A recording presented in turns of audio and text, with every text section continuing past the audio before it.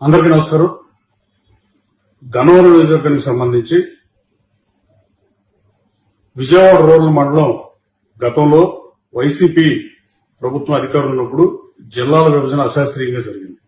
శాస్త్రీయంగా జరగకుండా అశాస్త్రీయంగా జరిగిన జిల్లాలని దాని పునర్విభజన మీద మళ్ళీ సబ్ కమిటీ వేసి చంద్రబాబు నాయుడు గారు వీటిని సరిచేద్దామన్న ప్రాసెస్ లో ప్రభుత్వం ఉంది. ఈ ప్రక్రియలో భాగంగా నేను డిఆర్సీ మీటింగ్ లో చెప్పా, మంత్రి సత్యకుమార్ గారికి చెప్పా, సర్వే చేపించా, ప్రజల్ని అభిప్రాయాలు తీసుకున్నాం.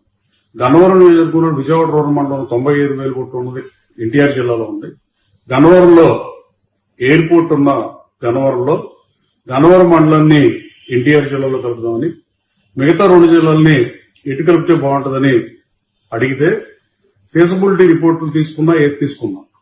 కృష్ణా జిల్లా అంటే నాకు మమకారం ఎక్కువ. నేను పుట్టిన ఊరు పెనమచ్చ కృష్ణా జిల్లాలోనే ఉంది.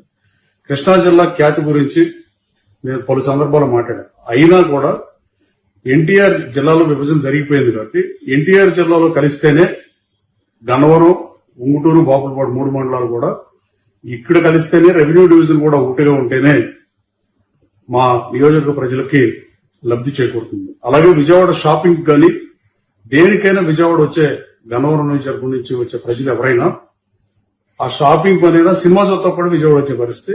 విజయవాడకు 30-35 కిలోమీటర్ల దూరంలోనే నాకు కాన్స్టిట్యూన్సీ ఎండ్ పాయింట్ ఉన్న పరిస్థితి. అందువల్ల వాళ్ళు విజయవాడలో కార్యాలయానికి వచ్చి పని చేయించుకుంటూ తేలి తప్ప 65 కిలోమీటర్ల దూరంలో ఉన్న మచిలీపట్నం వెళ్లి చేయించుకోవాలంటే వ్యయ ప్రయాసం కోర్చాల్సిన పరిస్థితి.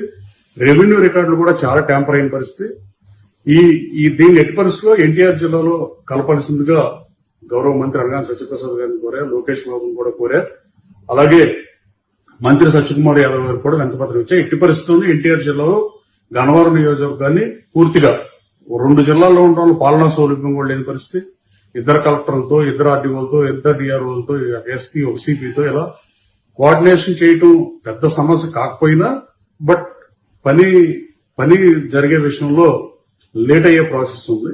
సో ఒక జిల్లాలో ఉండటం బెటర్.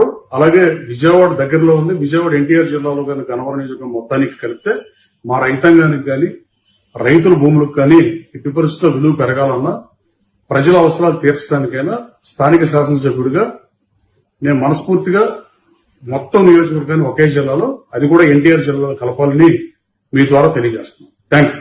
అందరికీ నమస్కారం. గన్నవరం నియోజకవర్గానికి సంబంధించి విజయవాడ రూరల్ మండలం గతంలో వైసీపీ ప్రభుత్వం అధికారులు ఉన్నప్పుడు జిల్లాల విభజన అశాస్త్రీయంగా జరిగింది.